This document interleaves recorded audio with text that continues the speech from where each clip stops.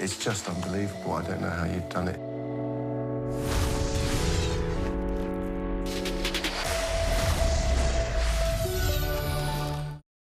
They prefer to be bringing the heat, getting set for success, demonstrating their drive.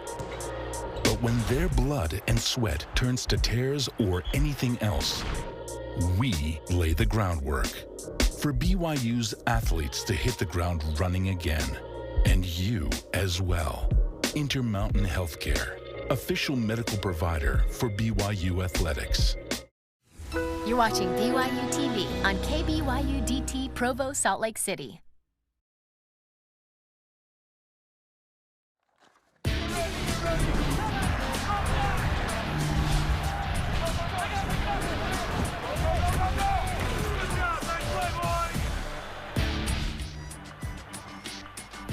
Hello once again, Cougar Nation. Welcome back inside Studio C at the BYU Broadcasting Building for our latest edition of the Coordinator's Corner, presented by JCW's The Burger Boys. Coming up on today's broadcast, we visit with BYU's defensive and offensive coordinators, Elisa Tuiaki and Jeff Grimes, as we look back at a third straight setback for the Cougs and preview BYU's first home game in 4 weeks as ranked Boise State rolls into Provo on the weekend.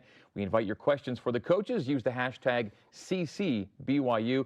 And we'll see what comes in on social media a little later on in the show. To get things underway today, we say hello to BYU's defensive coordinator and D-line coach, Elisa Tuiaki. Coach, good to see you again. Thanks, Greg. Good to see you. Wish it was better circumstances on this Monday, but another tough one on the road for you guys. Yeah, it was tough. It was defensively, at least, feel like we should have won the game. The game was on us to stop them, and they found something on offense, and we didn't do a good enough job as coaches. Making the adjustments and the corrections that we needed, and coming back and watching the film and looking at it, it's more frustrating, almost more shame. And it wasn't just it was myself as well as the coaches in the box, and just you always look at it later and you're like, why couldn't we see that? That's a simple adjustment, but they did a really good job. Credit them for that. But we've got to be better as coaches, and I think that that's what this one came down to. Is we got out coached, and we got to be better.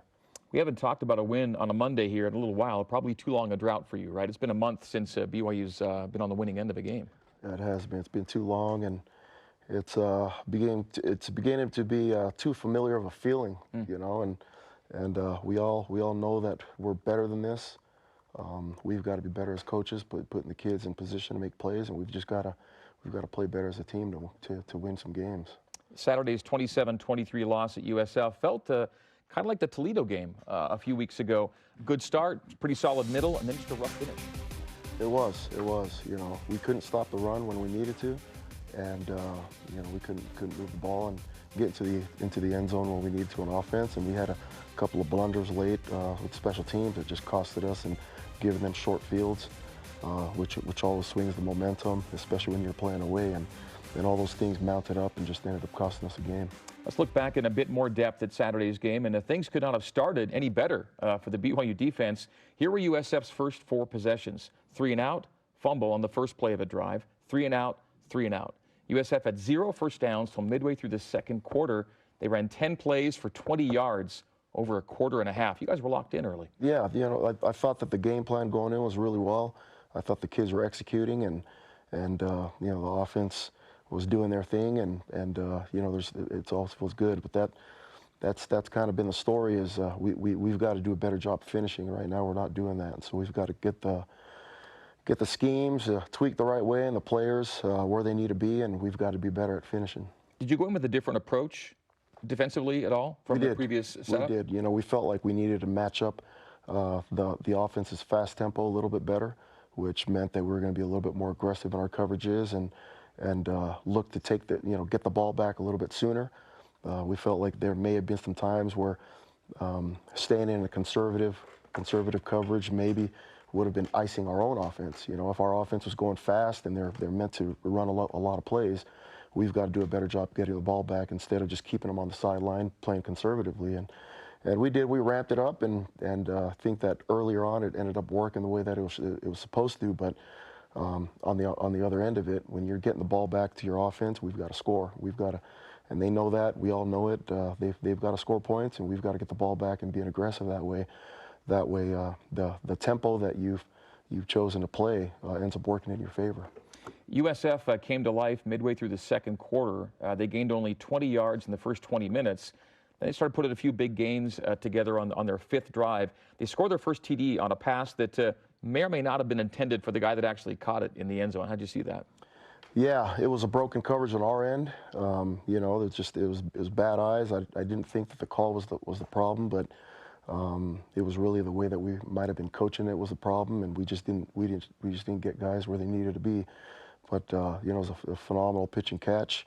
I thought if we would have kept it, you know, if we would have broken that up or made a play on it, then we're still making them earn it. We're still playing stout defense, and you know, they found something in the run game that we needed to adjust to, but we're still making them earn it. Giving up those big plays certainly hurts you on defense, just because you don't feel like they're earning it. And I mean, it's just a pitch and catch with no defender there. Yeah. Now the catch was one of only 7 they had on the day. They weren't going to throw. They weren't throwing it a lot. They were 7 for 14 with the Chaz IU pick that came later. When did you get a sense that they weren't going to really do much but try and just beat you on the ground? It was, you know, when we went to halftime, they had that drive where they started to find a little success in the run game, and then they threw that pass. But when we went to halftime, we came out knowing, we said, this is what they're going to do. This is what they found. Here are the adjustments that we've got to make. But you know, how our defense ended up syncing up. Also myself as a play caller, you know, in my mind, I have a certain fit, a certain defensive fit in the run, in certain calls, and in my mind, I saw that there was a specific call that we needed to be in, and this would get us bodies where we needed them. And the bottom line is we weren't getting bodies where we needed them, and it's just error in coaching, error in seeing it during the game, and we've got to be better. And you know, they just ended up taking advantage of that. And you know, always hindsight, you look back, you're saying, why didn't I do this? Why didn't I try this? Why didn't I try this? And I was maybe more stuck, right? You know, in the middle of the game, it's kind of hard. You're stuck just saying, no, this is the defense where we're going to end up getting the numbers where we need them, bodies where we need them in the run support. I think if I would have changed it, may or may not have worked, but at least would have given us a different chance. And that's on me as a play caller, just having the confidence to do that. I was more stuck in just kind of schematics of the whole thing, and we just didn't catch it. And so, you know, again, we all came in talking and just felt really shameful about it. Just, we've got to be better coaches in this. What happened just wasn't us, and we've got to see this, make the tweaks that we need, and we've done it. You know, for the last 4 years, we just, for some reason, ended up missing it this game. USF came in as a team allowing a lot of sacks and a lot of TFLs, but they're not a traditional, at least not with McLeod, a traditional drop-back pocket team. So on one half, you say we get to this guy on the second, and on the other hand, he's not throwing it a lot to begin with. Yeah. You know, I thought the UConn game is where they changed, and I thought they played us a lot more like they did UConn. You know, they came into our game with only 9 reps of playing 2 tight ends. And you know, that's one of the deals where we have to be better at just making adjustments. But we prepared more for 11 personnel. We did have our game plan in for 12 personnel, but we weren't synced up the way that we needed to be. And they ended up playing majority of their game in 12 personnel because they found it and we just couldn't stop it. And so, you know, they did a good job of that. But they're a different team than they were before. Against us in UConn, it was run the ball, QB scrambles, quick games, you know, all those things that'll protect a young quarterback. And I thought they did a really good job, you know. And they didn't throw it that much, but I don't think that was their game plan. And you know, they executed their game plan at the end of it. We didn't. Personnel-wise, I mean, did you think your guys had the right approach in terms of who they were going to throw at you that day, in terms of respecting what they had in terms of talent? I did. You know, going back and looking at it in the middle of the game, you know, especially as the D-line coach, it felt like there was just a lot of soft edges. Felt like there were guys that weren't playing very well. And when I went back and watched film, I thought, shoot, Kyrus and Bracken are men. Those guys played so well, so hard, and there's always going to, when you're a D lineman, there's always technique. That's kind of the correction. But those two played so well that they could have been picked as player of the games. But you don't like picking a D lineman as a player of the game when you get up that much rushing. It's just, you know, I thought Isaiah played well lockdown. So, but I think that coming in, it was really just, if I can put my finger on it, it was our lack of ability as a coaching staff to make the adjustments that we needed to, and getting players where they needed to be. And the soft edges that ends up being blamed on a D-line may or may not have been, but it all just kind of compiles when you're not getting guys to the ball, you're not getting safeties to the ball, you're not getting backers to the ball, and that was the problem. That was the issue. Okay, break time right now. And a reminder about BYU football with Kalani Sitake. Watch it Tuesdays at 8:30 p.m. Eastern, 5:30 p.m. Pacific on the BYU TV app. And Wednesday, we're on a special time, 2 p.m. Well, that was last week's special time. We're back at a regular time. This week, it'll be again at 1 o'clock Eastern time. More with defensive coordinator Ilaisa Tuiaki straight ahead. This is the Coordinator's Corner, brought to you by JCW's The Burger Boys.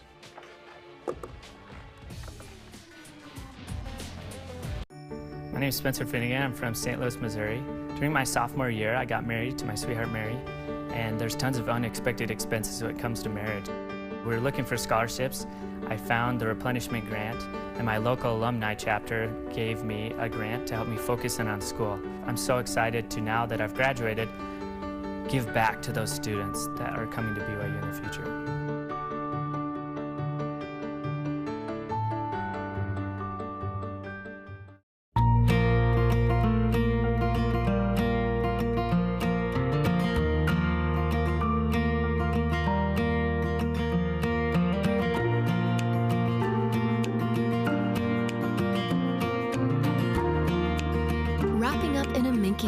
Luxurious blanket.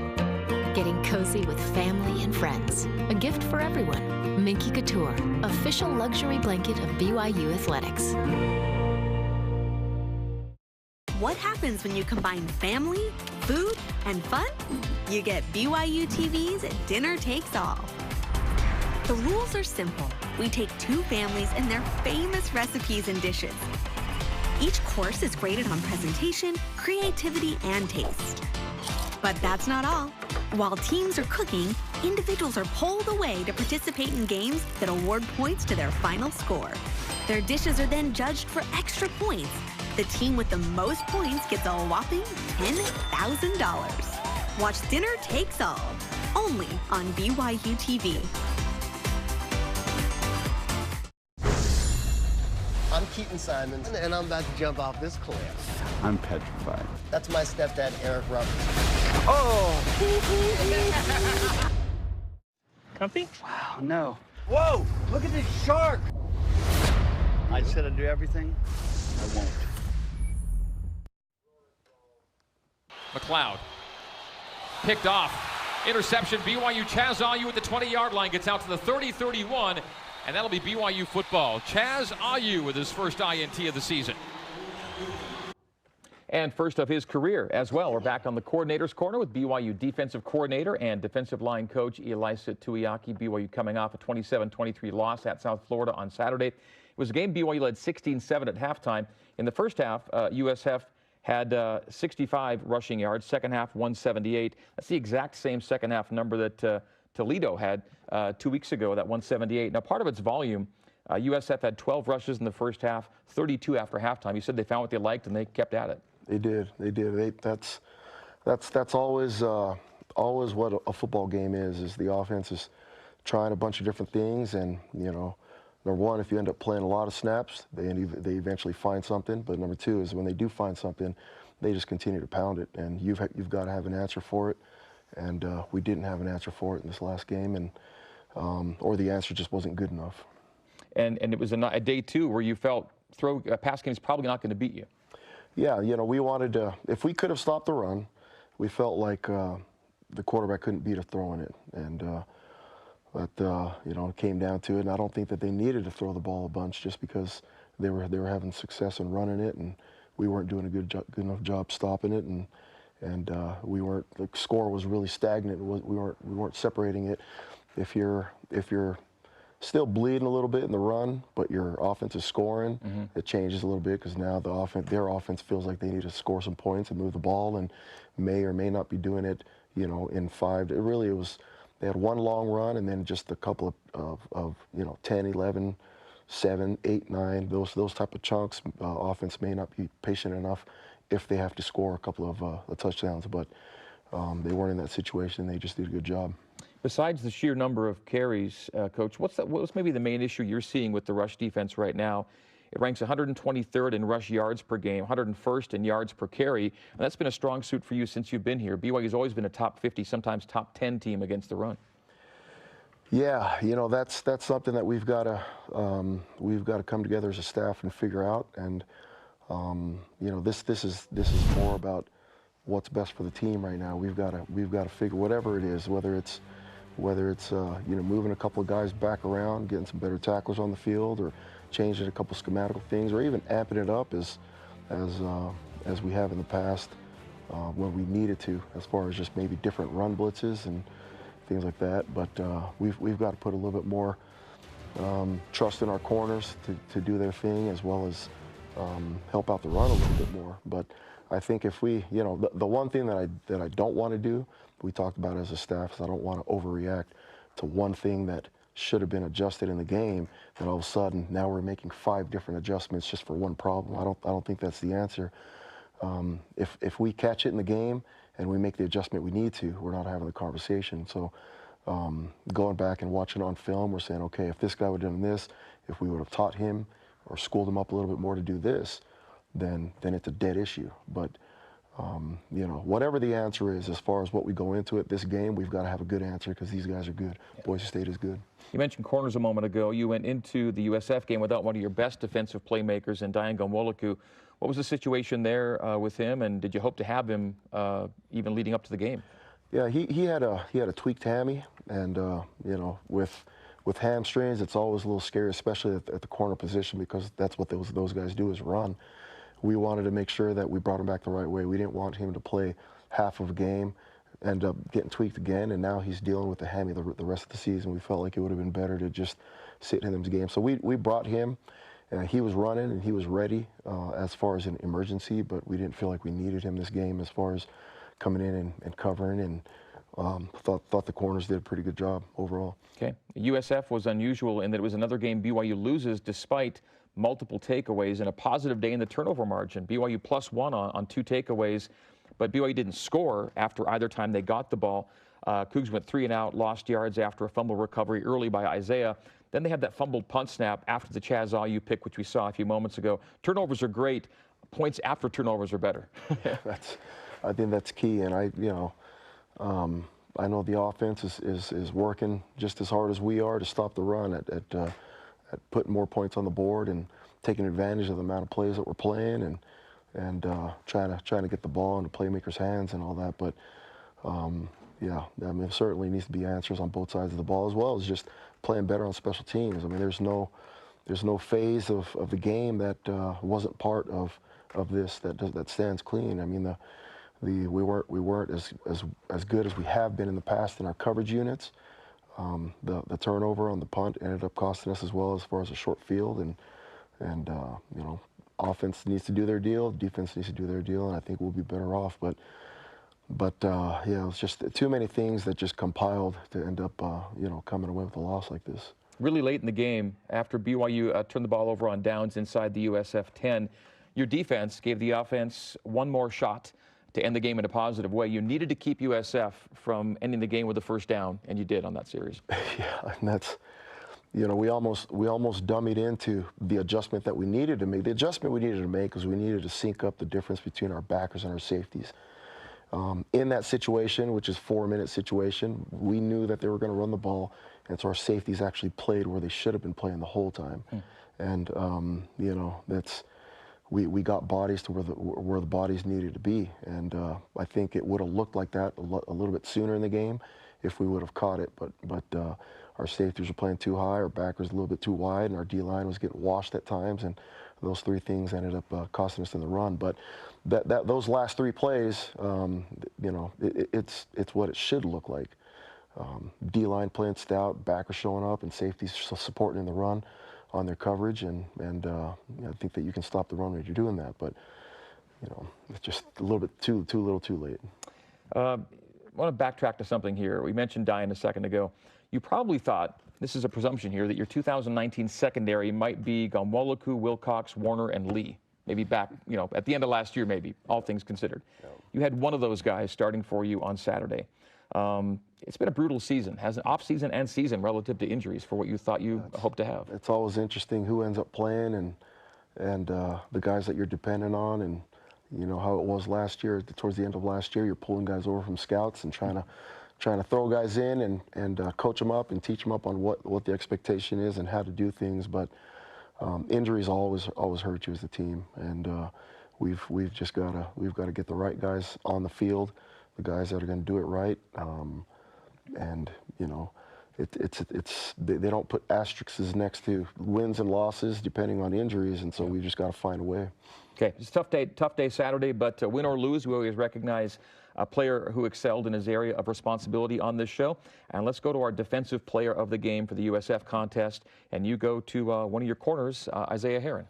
Yeah, Isaiah did a really good job. Isaiah was locked down for the most part, and you know, there was a ball that was thrown his direction where there was a flag thrown, a PI, and you know, we all thought, you know, what's going on? This guy needs to be playing lockdown, and he's not, and it ended up being offensive PI, which is credit to him for just playing with technique and confidence. And I think, though, you know, these types of games where not challenged very much, but when he is challenged, he makes a play. These things are good for building confidence in a young corner, and he's a young corner that we're gonna have to depend on in the near future and in the future years to being a player, and I think right now he's showing to be that guy. Okay, kudos to Isaiah. And then Coach Lamb's not here, but he's given us his special teams players of the game, and they're both defensive players, so we'll let you take a run at this. He goes with the top block and the top rock on special teams. Top block goes to Austin Confensis, and top rock goes to Tyler Algier. Yeah, Austin Confensis has been phenomenal special teams player for us and plays in all phases and does a really good job.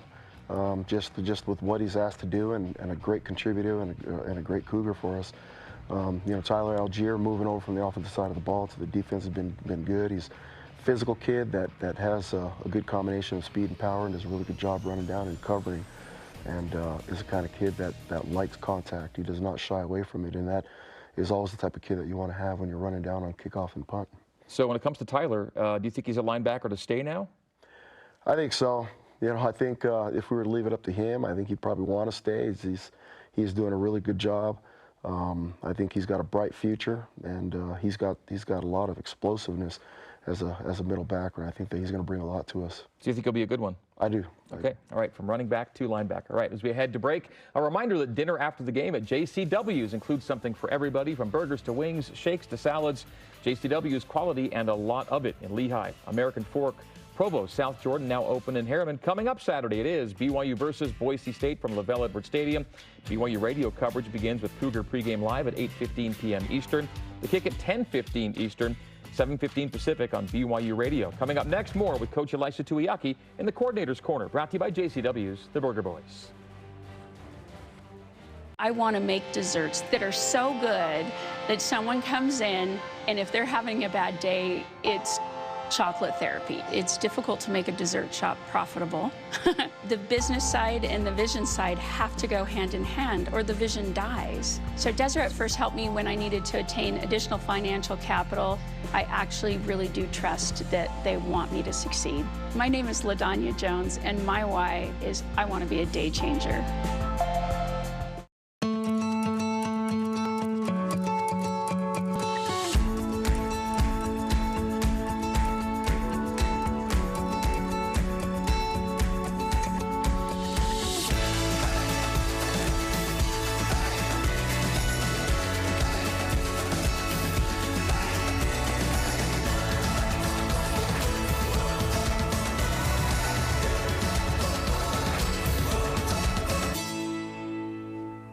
Everything you're about to see is 100% improvised.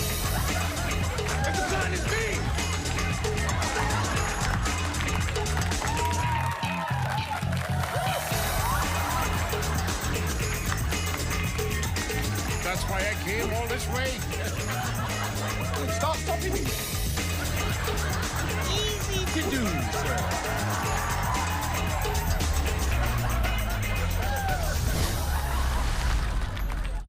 Before I was a coach at BYU, or before I was even a player, I was a BYU fan. That's why BYU football exists, is because of the fans. to have a bunch of fans that want to see you be aggressive. I think everybody can live through our 123 guys on the roster and the 11 that are on the field at a time. Really, it all starts and ends with the fans.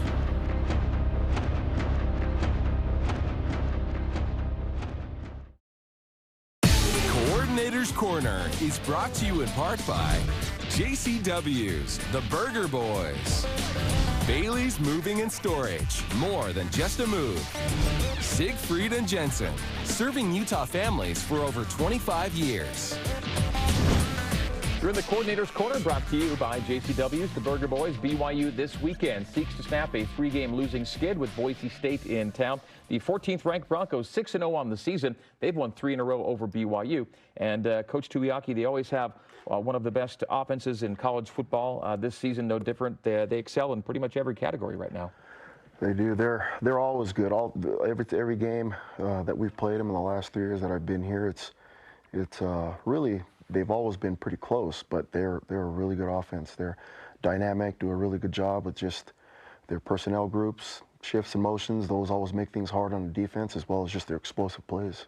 So 4 guys took snaps for them on Saturday against Hawaii. The starting quarterback, the backup quarterback due to injury, the third-string quarterback who they mixed in with the second, and then a wide receiver who scored on Wildcat, if you want to call it direct snap. So they can do a lot of different things, and they have confidence in a bunch of guys right now. Yeah, they've got some players that do a really good job, and they're well coached. I think that they do a good job on offense, just coaching their guys up, and we've got to have a good plan, and we've got to execute that plan going in this game. BYU lost its, or rather Boise lost its starting quarterback, Hank Bachmeier, to that hip injury in the Hawaii game. His replacement, Chase Cord, the main guy, played well. If Bachmeier doesn't play at BYU, and it doesn't look like he's going to, at least that's the early indication, what does Cord number 10 show you primarily? You know, I thought that between the two, there's just a lot of similarities. I think that they both run their offense very well. I think they're both good, accurate passers. I think that they run the offense well, and that's always what you'd like your quarterback to do. And so for us, there's not that big of a drop-off between the two. I think that they're both good players. Okay, and there's also a third as well, Jalen Henderson, that does get some looks, and he's played well in limited duty this season. From social media, Austin Stoddard asks, what are you doing to shore up the run defense? We talked a bit about it already, and how is the effort going to improve, hopefully, against Boise State? Yeah, there's, you know, the answer to that is it's still in the works, but we've talked about several issues schematically, and I think that, you know, we always come out of a game and look at personnel, and, you know, as far as just moving a guy here, moving a guy there, and those swing players are always going to end up being, you know, corner safety to corner, and for the most part. But you know, figuring out whether or not we want to stay in 3 down or 4 down, I think is going to be another question, you know, moving forward, just as far as our comfortability level, as well as just how we're executing it and getting the right guys on the field. What's the give and take there with 3 as opposed to 4 with you? You know, the front structure is a little bit different, but I think 4 is always going to be more stout. Those body types are made for the trenches, and those guys are used to it. 3, sometimes you ask maybe an outside backer like Peyton Wilgar, or we've recently moved Devin there, and so it's not as foreign for him. But sometimes you ask that guy to come up and do something that he has done, but not as well as somebody who does it every single down. I mean, when you have 4 D linemen in the game, that's their deal, is taking on blocks and shedding blocks and getting knocked back and those types of things. When you're a hybrid like Peyton Wilgar, as well as what we've made Devin, those guys need to be efficient at dropping, at you know, reading cover, reading quarterback, and reading route structures and all that stuff. And the amount of time that takes away from the amount of time that they're a pass rusher, as well as just a run block or run stopper. And so it's really just putting somebody in there that's a little bit more familiar with the techniques than the other guy. Okay, last thing. It's been a while since BYU's played a home game. Been a while since BYU's played a night game. You've had 4 straight afternoon kickoffs, but you'll be under the lights here Saturday night back at LaVell Edwards Stadium. Good to be home. It will be good. It will be good. I think we need it, but we need you know, more importantly than being at home, well, just as importantly as being at home, we need a win. We need a win here at home against a ranked opponent, against the team that we've struggled to beat in the last 3 years. And I think it's very doable. We've got to get out there and execute, but we know that we always get, Boise's best shot, and Boise really just plays well every week. But we're going to get their best shot. We've got to give our best, and we've got to come away with a W, whatever it takes. Whatever it takes. Whether it's really what it's going to take is all three phases need to be clicking, and we need to be executing. Okay, well, good luck in the effort. We've got the bye week next week, so no show. Then you're off rotation the week after that, so we'll see you in a few weeks back here. Okay. All right, thanks, Coach. Thanks. That's Coach Elisa Tuiaki. Well, BYU takes you up to kickoff of BYU and Boise State this Saturday from Wrubell Edwards Stadium. Watch Countdown to Kickoff Saturday at 9 Eastern, 6 Pacific. The game on ESPN2 and BYU Radio, with BYU TV returning for post-game coverage afterwards. Coming up next, offensive coordinator Jeff Grimes joining us in the Coordinator's Corner. We are live from Studio C on BYU TV. Back after this. Welcome to a partnership where customer experience comes first. It's our focus. It's your expectation. We provide support to those that go the extra mile for all of us. Supplying products, training, and service for generations. Learn more at bradyindustries.com.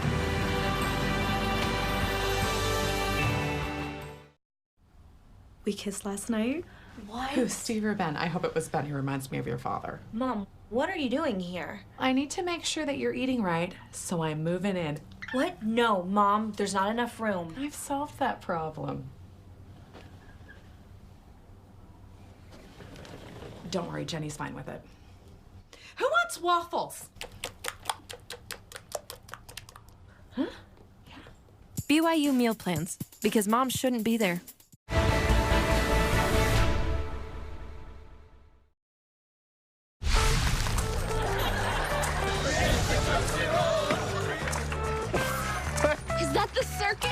So what do you say? You guys ready to have some fun? Yeah! Seriously? Let's do this. We tried something new. That's incredible. Oh, yes! Wow!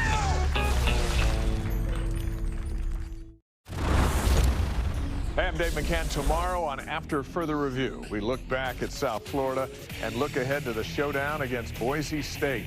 Best hour of BYU football on television.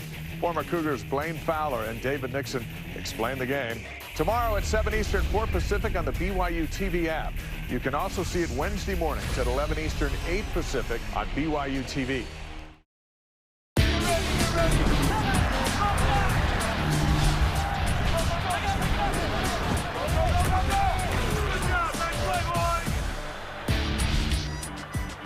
Back in the Coordinator's Corner, brought to you by JCW's The Burger Boys. Let's start our second half hour of the show as we bring in BYU's offensive coordinator, Jeff Grimes. Good morning, Coach. Morning. How you doing? All right. Tough day Saturday at USF, 27-23 setback. I'm going to start kind of a strange place. The weird start to the day. BYU gets a delay of game on play one. Is that like a first-time starter at quarterback? Just maybe losing track a bit of everything, or? Well, ultimately, the quarterback's got to be the one to get the ball snapped. But we took the ball too slowly, and we didn't address the ball quickly enough with the center as well. So it's not all Jarrin's fault, but ultimately the quarterback's got to get the ball snapped. Just kind of, and yet, yeah, BYU recovers from 1st and 15 quite nicely. An 11-play drive you guys put together on the first drive of the game, scoring a 51-yard field goal. So after going 13 years without a field goal of 50-plus yards, BYU has 2 this season, both courtesy of Jake Oldroyd. As much as you like Jake, and as good as he's been at that, you probably prefer his PATs to his field goals at this point. Yeah, we're kicking too many field goals. We're attempting too many field goals right now. And, you know, as we've talked about before, last year, scoring in the red zone was a real positive for us, and we've struggled with that this year. USF's defense pretty relentless, 13 tackles for loss on the day. Now, that said, they were averaging 10. That's what they do, right? Yeah, they're an aggressive front, and they have a lot of athletic players, but I thought we gave them a lot of plays, too. How much of what they did was a function of the fact that by the end of the game, you're dealing with a revamped offensive line on the right side that day? Well, I think that it certainly didn't help us. The guys who are starters for a reason.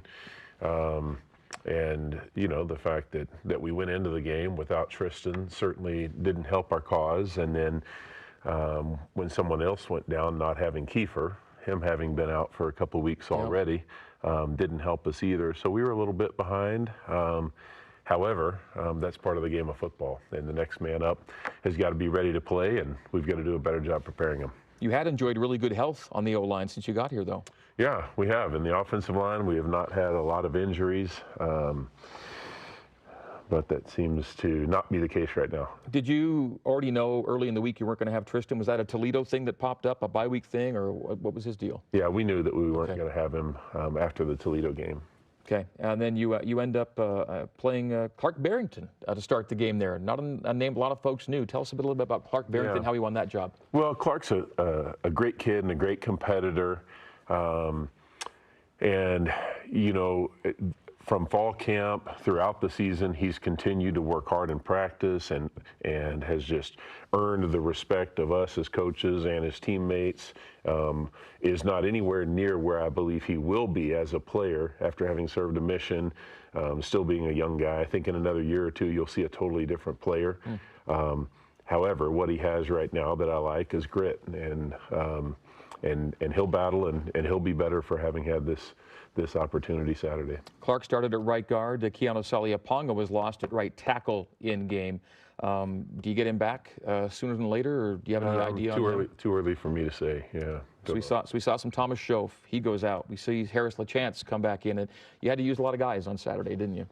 Yeah, we did. And then, you know, it goes without saying we were already without our quarterback and our tailback that started the season. Yep. And so none of those things are positives, but again, injuries are part of the game of football, and you have to have other guys ready to go, and those guys have to improve, and we've got to prepare them better. And by the end of it, you end up with a third-string quarterback. We'll get to that in a bit. First quarter, going back to Saturday, ends. You're up 3-0. Possession time was 12 minutes to 3 minutes in BYU's favor. Defense did a great job getting off the field in that first 15 minutes. Yeah, they did, and we did a good job of sustaining drives there for a while. So yeah, early on things were going our way, which makes it even more frustrating that they didn't finish our way. It was a 10-0 lead just 2 plays into the second quarter. Another defensive 3-and-out. Key sequence, BYU got down to the 3-yard line, couldn't quite get in for 6, settled for a field goal after that 12-play drive. Yeah, I really felt like we were in position to score there. We had a quick play called and missed a block on a play that I believe would have been a touchdown at the very least. It would have put us on the 1 with another opportunity to call an easy play probably on 2nd and 1. Instead, we lost yardage, then didn't make any on the next down and distance, and then didn't get the job done on 3rd and goal from the 5. Yeah, the early sense was that the way the defense was playing, and they were kind of lights out early, maybe just, you know, one more touchdown instead of field goal might have been a difference maker on that day. Yeah, and we had our opportunities and didn't finish the job. Through 6 games, BYU now has 14 drives of 10-plus plays. It is highly unusual, Jeff, that none of them have ended in the end zone. That's a long time to have the ball, and normally you get it in with some of them, right? Yeah, and again, it's a very frustrating thing for players and coaches alike. Ultimately, it's our responsibility as coaches to put them in the position to score. You touched it earlier. The red zone touchdown percentage last year was tremendous, 69%. That was a top 25 rate. We're at 39% right now. As you break it down, what are you kind of identifying as problem areas, and what has kind of maybe precipitated the drop that way? You know, we certainly looked at it. If it was one particular thing, it would be a little bit easier to address, but it's a combination of errors from a number of positions. On one particular play, it might be a guard missing his block. Another play, it might be that the tight end ran his route incorrectly. Another play, the quarterback didn't put his eyes in the right spot and throw it to the open receiver. And on one play, the running back didn't pick up his responsibility and got the quarterback pressured. And so it's a number of different things, which again, ultimately leads back to us doing a better job preparing as coaches. When you got to the halftime at 16-7, good to be in the lead. Did you feel that the lead didn't reflect maybe the opportunity you had in that first half? Yeah, I certainly felt so. I certainly did. And the entire game, it was that way.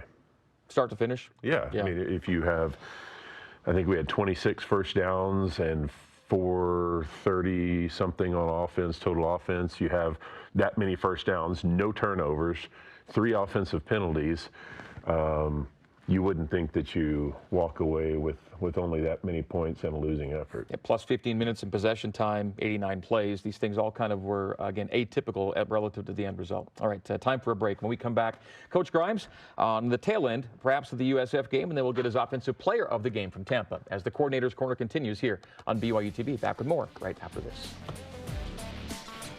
Dexter & Dexter is a full-service law firm offering a wide range of legal services. Since 1995, we have helped more than 20,000 Utahns both to navigate life's challenges and to make the most of life's opportunities. From personal injury to business law, and from adoption to bankruptcy, we are passionate about shouldering your burdens. To learn more about scheduling a no-obligation consultation, visit dexterlaw.com. Tim Daly Ford in Spanish Fork sells Ford vehicles including the F-150, the pickup designed for work and play.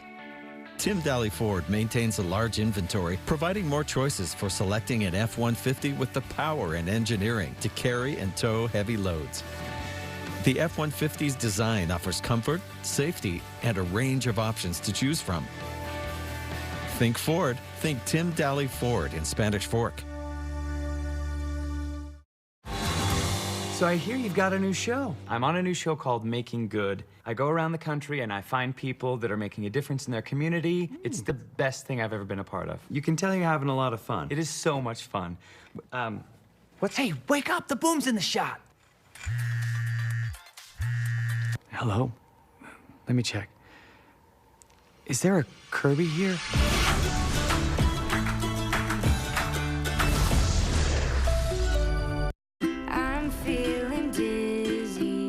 My friends to just give me any word and I would try to write a song about it, and my friend gave me the word defibrillator, and that's how I ended up writing this song. It made me think about love songs and that feeling you get when you like have a crush on someone, and how that's really, really similar to like a heart palpitation. But I'm not complaining, 'cause maybe you know CPR.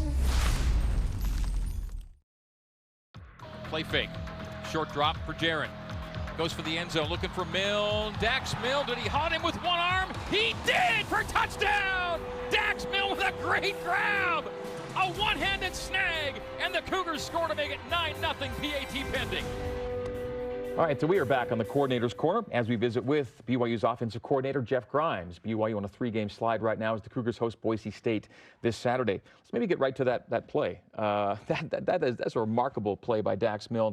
Jarrin put it in a good spot too, right? He did. It was a great throw, a great catch, great technique on his route, and it was an excellent play. Yeah, put us in really good position at that point in the game. Okay, one of the big questions as we start the week right now is going to be who the Cougars will start at quarterback, obviously. Jarrin Hall leaves his first start this past week late in the game in Tampa.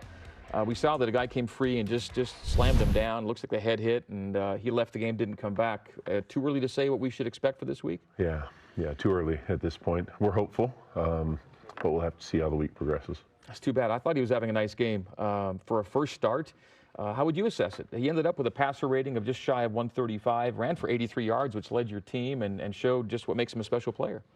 Yeah, he did a great job with his feet, and for the most part, did a good job throwing the football. I thought there were a few opportunities that he'd like to have back in the passing game, where maybe he took a couple of sacks instead of getting rid of the ball when he could have.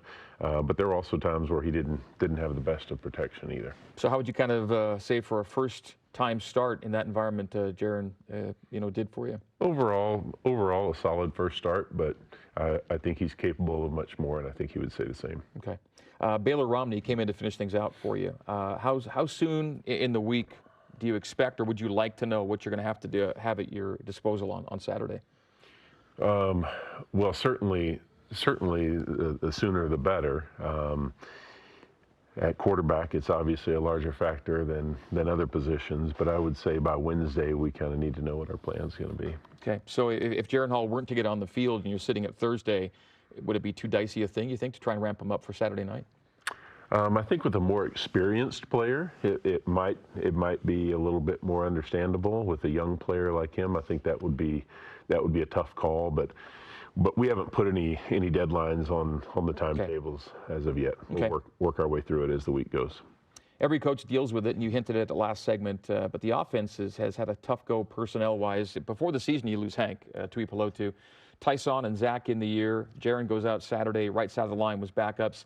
Late in the game, you have a Romney handing off to a Finney. Now, you trust all these guys to one measure or another, but that said, it's been a hard first half of the season personnel. Yeah, it has.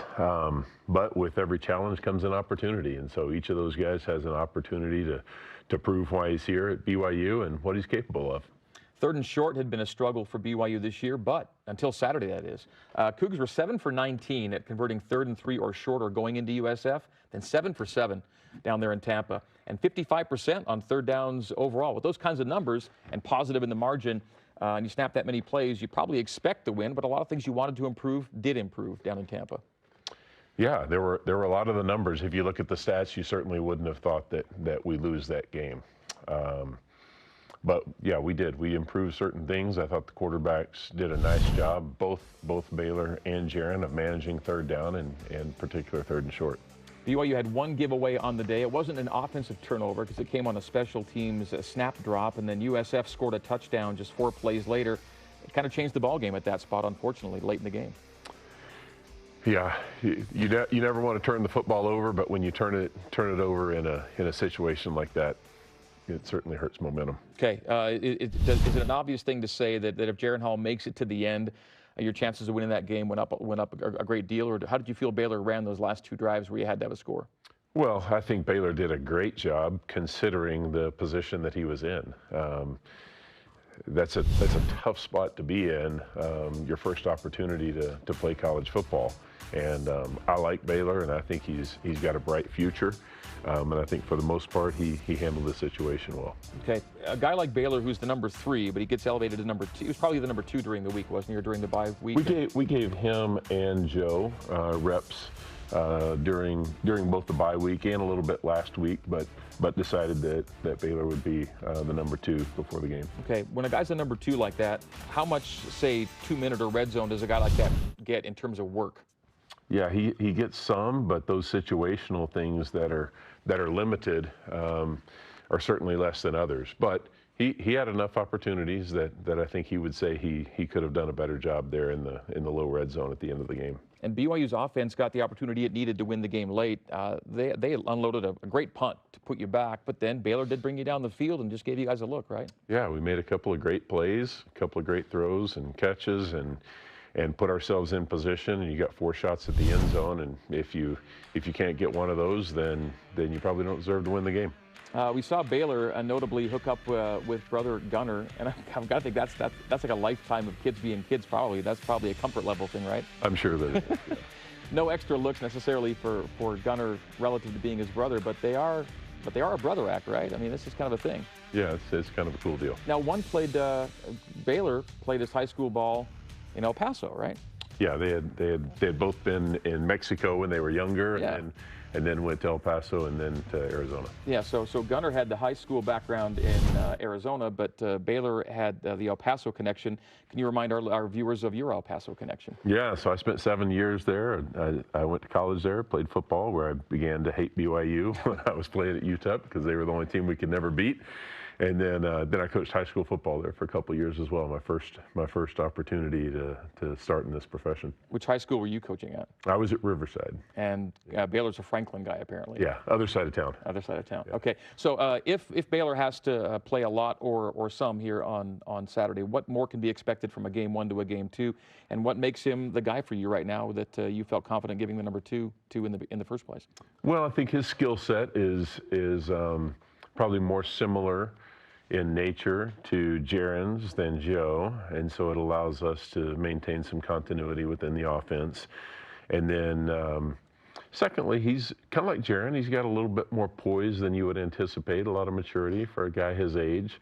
And so if he's the guy this week, then we'll get him ready and expect to show up Saturday and beat Boise with him. A couple of redshirt freshmen you're trying to get ready between Jarrin Hall last week and Baylor Romney if it goes that way this week. Yeah, the positive is that we have some good quarterbacks on our team. I've been on teams before where we didn't have any good quarterbacks. And then I've been on some where we had one good quarterback, but if he went down, then it was basically the end of the season. Fortunately, we have some options. That's good. Offensive player of the game from down at South Florida. You went with one of your wide receivers. Yeah, and we had a hard time choosing between Talon and Dax because they both made a couple of great plays. But ultimately, Talon, he graded out the best. He graded out at 96%, had 4 catches for 56 yards, made a really big catch right there at the end, a tough catch that a lot of guys probably don't make. And then again, I can't say enough about this guy's grit and toughness and work ethic.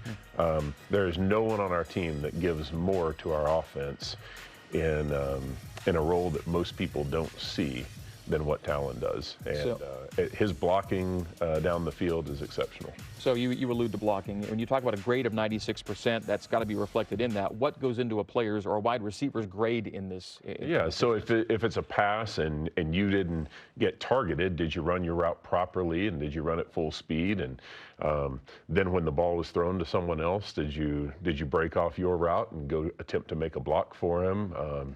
If it's an RPO, when the ball is handed off or thrown to someone else, did you go block or did you stand and watch? And then how did you do on the run plays when the ball was clearly a run and you had the opportunity to block? And he's without question our most physical blocker at receiver and one of our most consistent blockers on the entire team. You know about his basketball background, right, from back in the day? Yeah. Okay, he was something else there too. Yeah, I heard. Extra credit for Dax Milne for the one-handed catch, by the way, or is that just do you get extra points on the grade for that? Or yeah, no, he does get extra points for that. Okay. But again, Talon's overall performance and really what he does on a week-to-week basis has really earned our respect. Excellent. All right, time again for a break. And as we step away, we remind you that for your daily Cougar Sports play-by-play, tune in weekdays to BYU Sports Nation at noon Eastern Time. Coming up in our final segment of this week's show, Coach Grimes previewing this Saturday's battle with Boise State. You're in the Coordinator's Corner, brought to you by JCW's The Burger Boys. Call it a path. Or a way through. It can be arrow straight or have twists and turns. It's life's financial journey, and Mountain America Credit Union is here to guide you every step of the way. With timely advice and affordable products, this is your journey. Let's begin together. We're Mountain America, guiding you forward. I would like to congratulate the men's basketball team on their big win this weekend. I know that one of them is here. I want you to stand up. Hey, stand up. It's not me. I'm not on the team. Then how do you explain this? I bought it. He's on the team. Come on, Jake. There's no need to be humble. I'm not on the team. No midterm if he makes this shot. If he misses extra homework. Gear so legit, they'll think you're on the team. BYU Store. Your son had a near-death experience.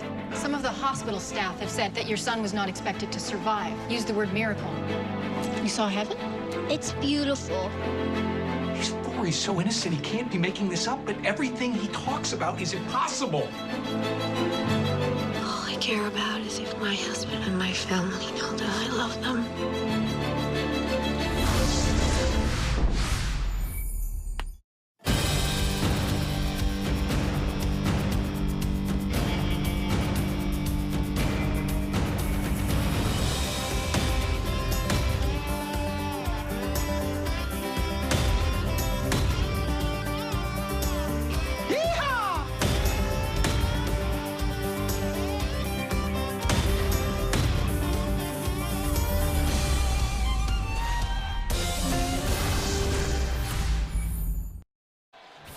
Yarder for Jake Oldroyd. Far hash, good snap, solid hole, kick is on its way, and it is through for 3. Jake Oldroyd's second field goal of 50-plus yards this season comes in BYU's 27-23 loss at South Florida this past Saturday. BYU still, as it turns out, oddly enough, winless in the Sunshine State.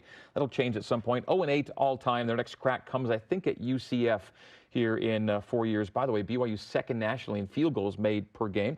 Jake's doing a good job. All right, BYU trying to get its first win over Boise State here, first time in 4 years at least. Broncos rolling, 14th right now. They're ranked, Coach Grimes, into 6-0. They beat Hawaii on the blue turf this past weekend. When a game like that happens while you're flying home, How soon can you, before you actually get a chance to really get into what Boise does after you're trying to break down your own previous game?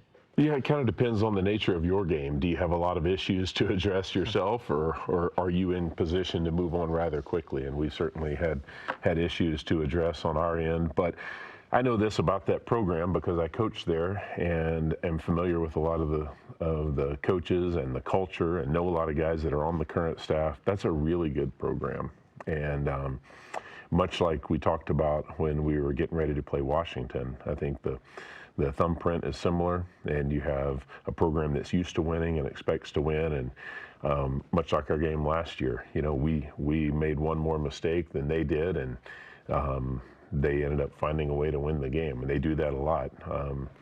And so I think they're a program that's typically good in all phases, well coached, and it'll be a really big challenge for us. It was a heck of a game up there last year, and BYU's games up there have tended to be like that. And Zach Wilson, I think, showed just a lot of the promise that we knew would be exhibited. He gets you down real close there at the very end. We're like one play away.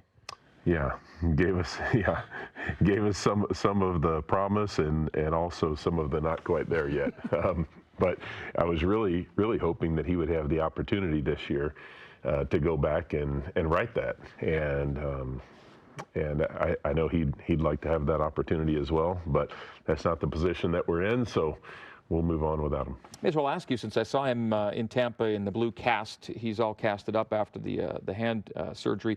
What's our prognosis here for Zach in terms of what might be the window to get him back this year? Yeah, I don't know that that's been fully determined yet. I think it'll still be a little while for sure. Hope for the regular season at some point late in the year? Or? I'm certainly hopeful, but we'll have to see. Okay. BYU's been outscored 27-0 in the fourth quarter of the last two games. Are those among the issues you want to, you said things to address, the way BYU's closing right now, finishing out? Yeah, for sure. Why we're not playing better in the red zone, why we're not playing better in the fourth quarter. As you mentioned, the last couple of weeks, third downs have not been great for us, in particular third and short, and so we spent a lot of time addressing that and trying to find out how we can improve there, and so we gotta keep grinding on the red zone in fourth quarter. And how big of a weapon was Jarrin Hall for you, knowing that you had on third and short the ability of a guy to go out and make a play, which is kind of what whether it's Taysom Hill or even Zach when he's had to, that's a good thing to have, knowing that could be your option. Yeah, it certainly is. If you don't have that as an option, then the defense wins the numbers game. They can say we'll outnumber you in the run game, and you're either going to have to just overpower us because we're going to outnumber you in the run and condense the box, or you're going to have to beat man coverage and take a throw. And typically in that situation, they'll press your receivers so you don't have an easy throw. So if you're going to throw, typically you may have to throw it down the field. And so when you have a quarterback that can run, then it evens those numbers back out. What can Baylor do if you had to use more of him that way? Good enough to make a play? Or? Yeah, for sure. He's not Jarrin, but he can certainly make a play with his feet and is a guy that's certainly not afraid to use his athleticism to run the ball. Okay, wrapping things up, 30 seconds maybe on running backs. We saw Sione Finau get his first carries as a Cougar. We saw Isupa, Katoa, and Finau. McChesney, I guess, would be the fourth guy in the mix. How are those first two doing, by the way, Soup and Lopini, in terms of health and the ability to hang in there? Yeah, they're doing well. They're both banged up a little bit, but running back is one of the most physical jobs in all of sports. You're the only guy who on a lot of the plays, people are trying to do bodily harm to you, and so they're banged up, but they're doing fine. And Sione had done a great job in practice and has had a great attitude this year, so we were looking forward to seeing him. Okay, Jeff, thanks for your time. We'll see you in a couple weeks. All right. After the bye week. All right, with that, that's another edition of the Coordinator's Corner. It is in the books. Next week, we're off for the second of BYU's 2 bye weeks. Back in 2 weeks with Coach Grimes and Special Teams Coordinator Ed Lamb. For Coaches Grimes and Tuiaki today, I'm Greg Wrubell. We'll see you again in 2 weeks right here in the Coordinator's Corner on BYU TV in Studio C. Go Cougs. Hey, I'm Dave McCann. Tomorrow on After Further Review, we look back at South Florida and look ahead to the showdown against Boise State. Best hour of BYU football on television. Former Cougars Blaine Fowler and David Nixon explain the game. Tomorrow at 7 Eastern, 4 Pacific on the BYU TV app. You can also see it Wednesday mornings at 11 Eastern, 8 Pacific on BYU TV. You were born to be hockey players, every one of you. If we played them 10 times, they might win 9. Not this game.